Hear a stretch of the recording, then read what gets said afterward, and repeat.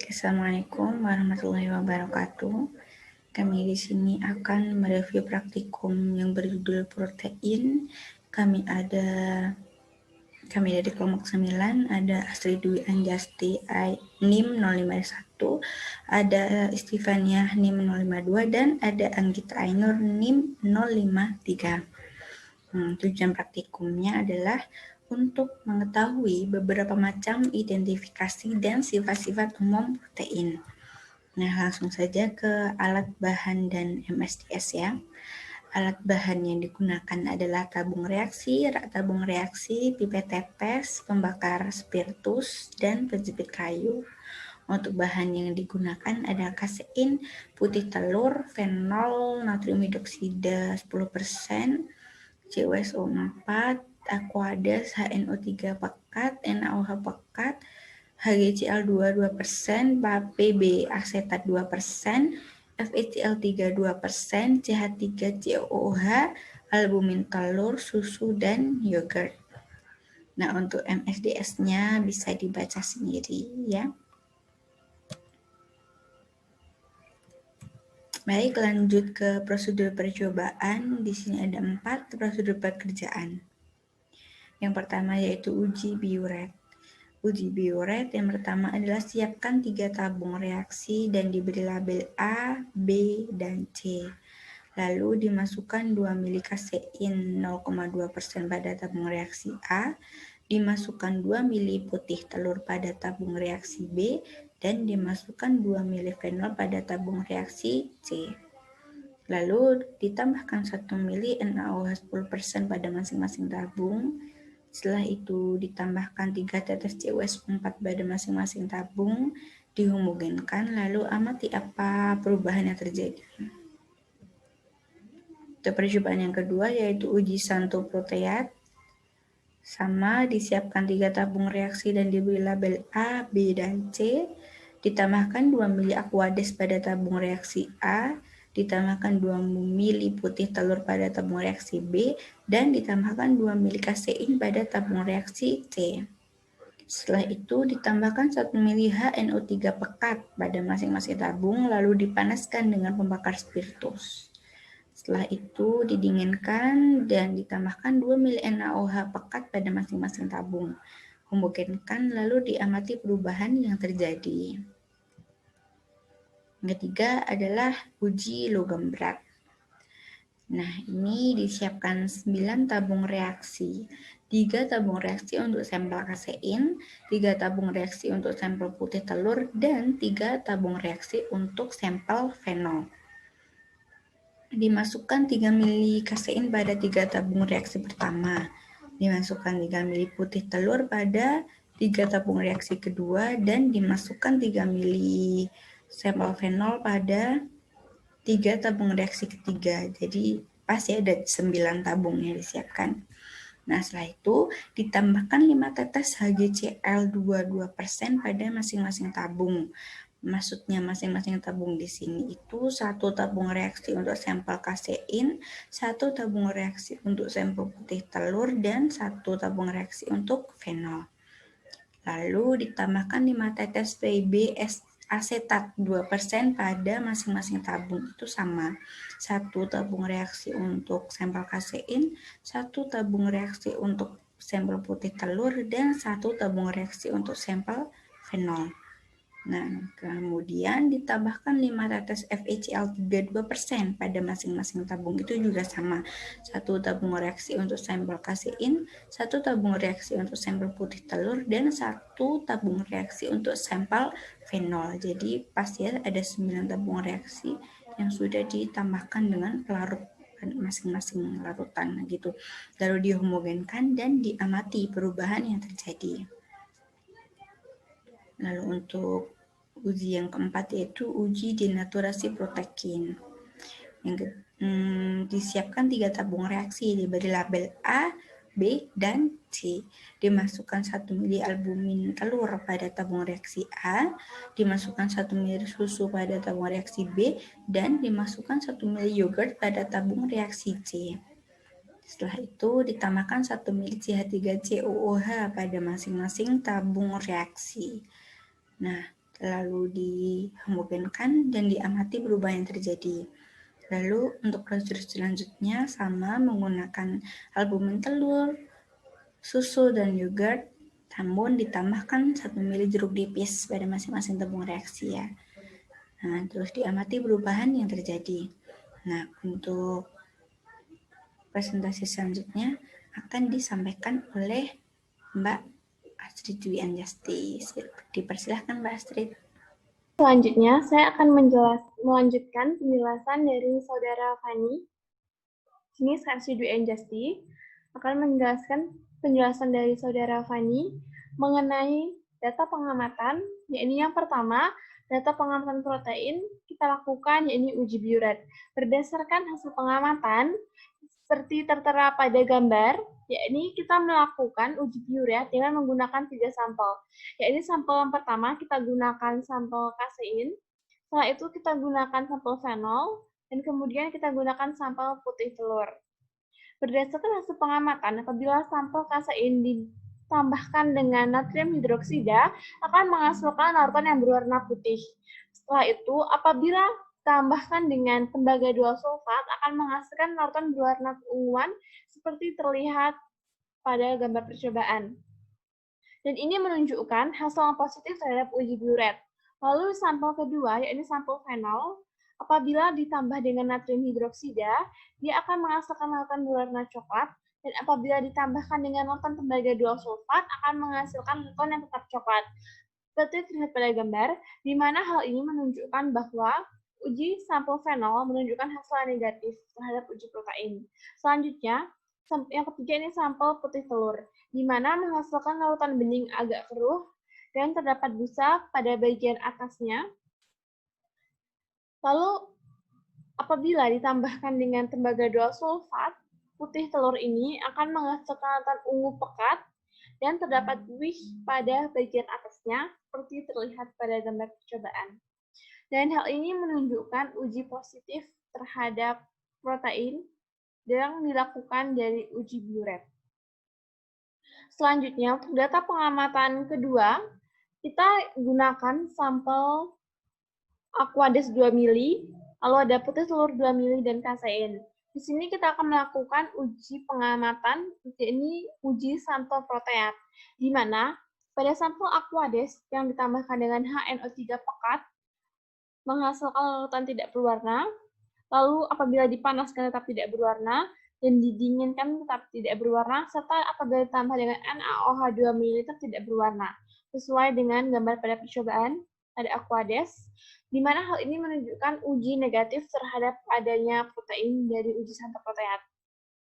Kemudian, yang kedua, yakni ada putih telur 2 mili, yang apabila ditambahkan dengan HNO3 pekat, akan berwarna putih kekuningan, apabila dipanaskan maksud saya, akan berwarna kuning berbusa, lalu apabila didinginkan akan berwarna kuning berbusa, dan apabila ditambahkan dengan natrium hidroksida sebanyak 2 ml akan menghasilkan endapan kuning jingga, sesuai dengan gambar pengamatan. Dan hal ini menunjukkan uji positif dari uji sampel proteat terhadap protein. Lalu yang ketiga, sampel terakhir, yakni sampel kasein, di mana apabila ditambahkan dengan asam nitrat pekat akan berwarna kuning pucat, dan lalu apabila dipanaskan akan berwarna kuning pucat pula, lalu apabila didinginkan tetap berwarna kuning pucat, dan apabila kita tambahkan natrium hidroksida sebanyak 2 ml sesuai dengan gambar pengamatan, akan menghasilkan endapan putih kekuningan. Uji terhadap sampel kasein ini menunjukkan hasil positif terhadap uji sampel proteat. Lalu selanjutnya adalah data pengamatan mengenai uji dengan logam berat, di mana kita menggunakan 3 sampel, yakni ada putih telur, kasein, dan fenol. Di mana pada putih telur, yakni pada percobaan ini, apabila ditambahkan dengan logam Pb, dia akan menghasilkan larutan putih, lalu seperti ada partikel terbentuk. Lalu selanjutnya, apabila ditambahkan dengan logam Hg, akan menghasilkan larutan putih keruh, dan terdapat partikel, dan apabila ditambahkan dengan logam Fe, akan menghasilkan larutan merah orange dan terdapat partikel. Hal ini menunjukkan uji positif dari adanya uji logam berat. Selanjutnya untuk sampel kasein, apabila dia ditambahkan dengan PB asetat, dia akan menghasilkan larutan putih dan ada partikel terbentuk. Apabila ditambahkan dengan HgCl2 akan menghasilkan larutan putih dan ada partikel terbentuk pula. Lalu apabila ditambahkan dengan FeCl3 akan menghasilkan larutan berwarna kuning jingga dan terdapat partikel yang terbentuk. Uji ini menunjukkan hasil positif dari adanya protein dengan melakukan uji logam berat. Selanjutnya adalah uji dengan menggunakan sampel fenol, di mana apabila ditambahkan dengan PB asetat akan menghasilkan larutan berwarna nila jernih dan tidak ada partikel yang terbentuk. Lalu apabila direaksikan dengan HgCl2 akan menghasilkan larutan nila jernih, tidak ada partikel yang terbentuk juga. Lalu apabila direaksikan dengan FeCl3 akan menghasilkan larutan tetap seperti warna fenol yang hitam jernih, tidak ada partikel yang terbentuk. Dan sampel fenol ini menunjukkan hasil yang negatif terhadap uji dengan logam berat. Lalu terakhir adalah data pengamatan mengenai denaturasi protein, di mana menggunakan 3 sampel, yaitu sampel pertama ada telur yang direbus, kemudian diambil albumin, lalu yang kedua kita menggunakan susu 1 ml, lalu yang ketiga ada yogurt. Di mana untuk sampel telur yang direbus dan diambil albuminnya itu apabila ditambahi dengan asam cuka, dia akan berwarna kuning keruh dan berbunyi pada bagian atasnya. Apabila ditambah dengan jeruk nipis, akan menghasilkan kuning pucat terdapat buih pada bagian atasnya.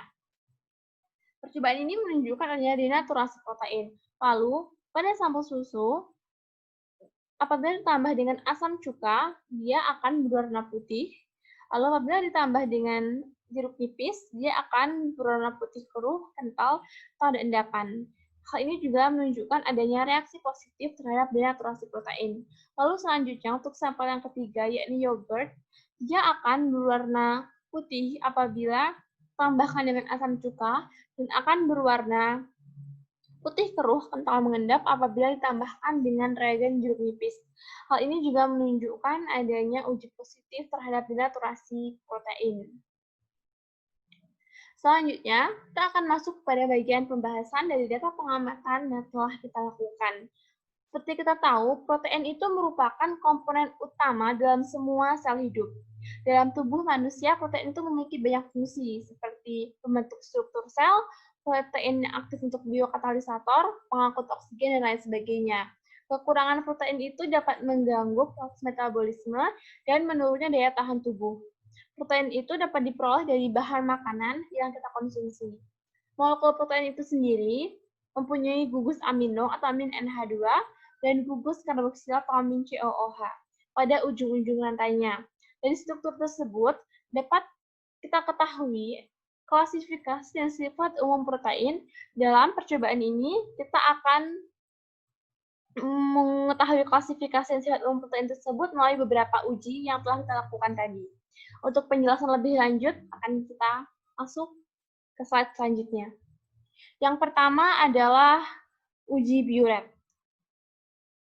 Uji Biuret ini dilakukan untuk menentukan adanya senyawa yang mengandung ikatan peptida.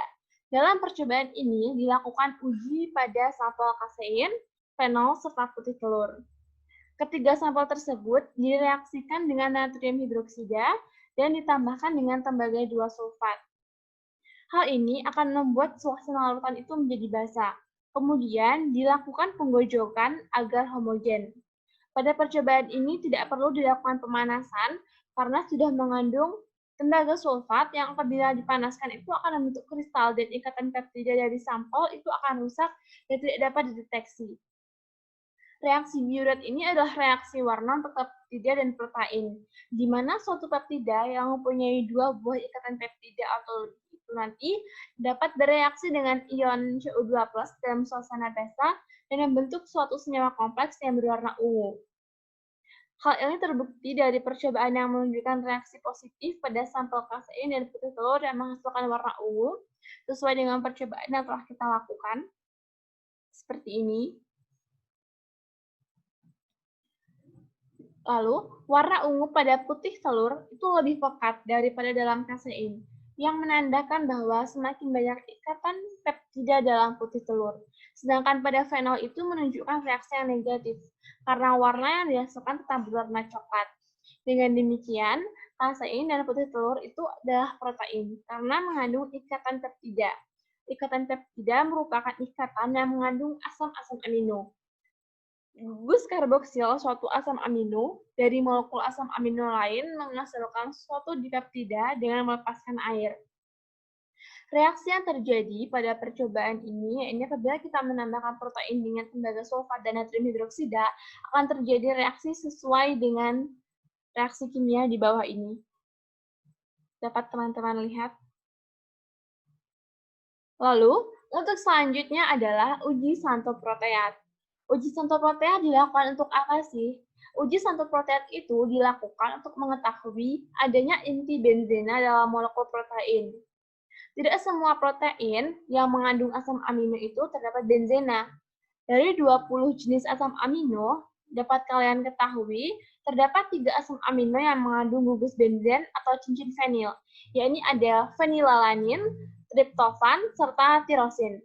Dalam uji santoproteat ini, dalam uji santoproteat ini digunakan 3 sampel, yakni ada sampel aquades, lalu ada sampel putih telur, dan kasein. Tahap yang pertama dilakukan dalam percobaan ini adalah kita mereaksikan ketiga sampel tersebut dengan, kita mereaksikan sampel tersebut dengan asam metal pekat agar terjadi nitrasi pada inti benzen yang terdapat dalam molekul protein, sehingga nantinya akan menghasilkan endapan berwarna putih yang berubah menjadi kuning setelah dipanaskan. Apa sih tujuan dari pemanasan tersebut? Pemanasan yang dilakukan itu bertujuan agar protein mengalami denaturasi, sehingga nantinya polipeptida itu dapat terputus menjadi molekul penyusunnya yang lebih kecil dan memudahkan reaksi itu terjadi lebih cepat. Setelah dilakukan pemanasan, langkah selanjutnya itu adalah kita mendinginkan sampel tersebut, kemudian ditambahkan natrium hidroksida untuk mempertegas warna kuning setelah proses pemanasan. Uji santoproteat ini menunjukkan hal yang positif, ditandai dengan terbentuknya warna kuning pada sampel yang diuji sesuai dengan data pengamatan yang telah kita dapat tadi, menunjukkan warna kuning. Berdasarkan data pengamatan, dapat diketahui bahwa uji santoproteat ini positif terhadap sampel putih telur dan juga kasein. Hal ini menandakan bahwa putih telur dan kasein itu adalah protein yang mengandung inti benzen, sedangkan aquades itu menunjukkan uji negatif, yakni tidak berwarna. Mengapa? Karena aquades itu sendiri bukanlah protein, apalagi mengandung gugus benzen. Jadi tidak mungkin aquades itu mengandung gugus benzen.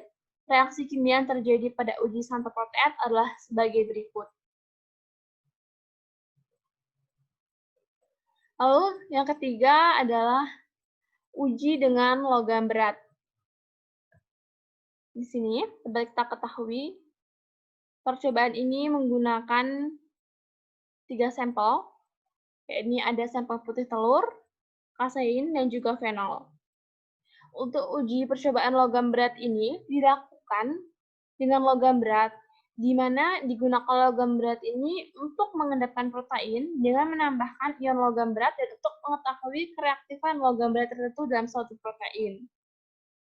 Lalu untuk reagen logam berat yang kita gunakan itu ada Pb asetat, lalu ada HgCl2, serta ada FeCl3. Jadi dalam satu sampel itu nanti kita akan melakukan 3 kali uji menggunakan logam berat yang berbeda. Sehingga dalam uji ini kita menggunakan total ada 9 tabung reaksi. Berdasarkan hasil pengamatan pada sampel putih telur, itu menghasilkan adanya partikel endapan yang terbentuk. Pada tabung Pb asetat, endapan partikel itu berwarna putih keruh, tabung raksa endapan partikel putih keruh, dan tabung besi itu menghasilkan endapan partikel berwarna merah orange. Pada sampel kasein, tabung label Pb dan raksa itu menghasilkan endapan partikel berwarna putih, sedangkan yang berlabel besi itu menghasilkan endapan partikel berwarna kuning jingga. Hal ini berbeda dengan sampel fenol, di mana ketika direaksikan dengan logam berat itu tidak menghasilkan partikel endapan, dan warna campurannya tetap jernih. Meskipun warnanya mengikuti dengan reaktannya, namun fenol itu bukanlah protein, sehingga tidak menghasilkan uji positif yang ditandai dengan tidak munculnya endapan dalam percobaan ini. Hal ini dikarenakan protein yang tercampur dengan senyawa logam berat akan mengalami denaturasi. Berbeda dengan denaturasi yang disebabkan oleh asam organik, denaturasi oleh logam berat maksud saya itu bersifat irreversible, yang berarti protein itu tidak dapat kembali ke wujudnya semula. Senyawa-senyawa logam berat akan memutuskan jembatan garam dan berikatan dengan protein, yang dalam hal ini adalah putih telur dan kasein, yang membentuk endapan logam proteinat yang tidak larut. Secara umum, bersama gugus min COOH dan min NH2 yang ada pada protein, itu nantinya dapat bereaksi dengan ion logam berat dan dapat membentuk senyawa kelat. Jumlah endapan yang dihasilkan pada setiap sampel itu dipengaruhi oleh kereaktifan logam berat yang ditambahkan. Logam Hg itu lebih reaktif dibandingkan Pb, karena merupakan logam transisi pada sistem periodik. Penjelasan selanjutnya akan dilanjutkan oleh rekan saya, yaitu Anggita Ainur Rofiana. Baik, selanjutnya protein akan mengalami presipitasi jika direaksikan dengan ion logam. Pengendapan oleh ion positif atau logam diperlukan pH lebih dari 7 karena protein bermuatan negatif. Pengendapan oleh ion negatif diperlukan pH kurang dari 7 karena protein bermuatan positif atau biasa disebut pH isoelektrik. Ion-ion positif yang dapat mengendapkan protein adalah Ag+, Ca+, Zn+, Hg+, Fe+, Cu+, dan Pb+.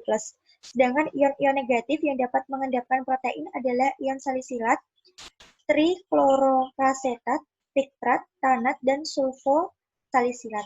Dengan demikian, reaksi pengendapan protein oleh logam berat pada dasarnya adalah penetralan muatan pada pH tersebut. Itulah mengapa bahwa kita saat setelah praktikum disarankan untuk meminum susu, karena susu mengandung protein yang dapat menetralisir organ-organ tubuh kita dari kontaminan bahan kimia. Untuk contoh reaksi pada percobaan ini bisa dilihat pada PPT-nya, pada Hg reaksinya seperti di bawah ini, pada Pb seperti di bawah ini, dan pada Fe seperti di bawah ini. Selanjutnya pembahasan untuk denaturasi protein. Denaturasi protein itu apa sih?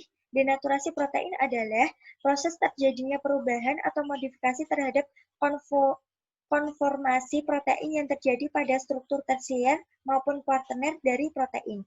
Jika protein dalam sel hidup didenaturasi akan menyebabkan gangguan terhadap aktivitas sel dan kemungkinan kematian sel. Adapun faktor pemicu terjadinya denaturasi protein adalah faktor kimia meliputi penambahan bahan asam, basa, garam organik, anion kompleks, logam berat, alkohol, dan garam netral dengan konsentrasi tinggi. Sedangkan faktor fisika dari denaturasi protein dapat terjadi karena pemanasan, pendinginan, sinar UV, tekanan tinggi, dan pH ekstrim. Berdasarkan pengamatan terjadinya denaturasi protein pada sampel telur yang direbus, kemudian diambil albumin telurnya dan direaksikan dengan asam cuka dan reagen jeruk nipis. Dalam percobaan ini, denaturasi terjadi karena penambahan asam dan suhu. Dalam hal ini, pada albumin telur dari setelah ditetesi asam cuka, berubah warna menjadi kuning keruh dan terdapat buih pada bagian atasnya. Serta albumin yang ditetesi jeruk nipis larutan berwarna kuning pucat dan terdapat buih pada bagian atasnya. Dalam kondisi panas, dapat memutuskan ikatan hidrogen dan interaksi hidrofobik nonpolar yang menopang struktur sekunder dan tersier protein. Hal ini karena suhu tinggi meningkatkan energi kinetik dan molekul protein akan bergerak sangat cepat, sehingga menyebabkan sisi hidrofobik dan gugus samping R, molekul peptida akan terbuka. Semakin tinggi suhu yang diberikan, maka kejernihan dari putih telur akan semakin berkurang. Hal ini dikarenakan menurunnya kelarutan protein dan terbentuknya endapan biasanya disebut dengan koagulasi protein.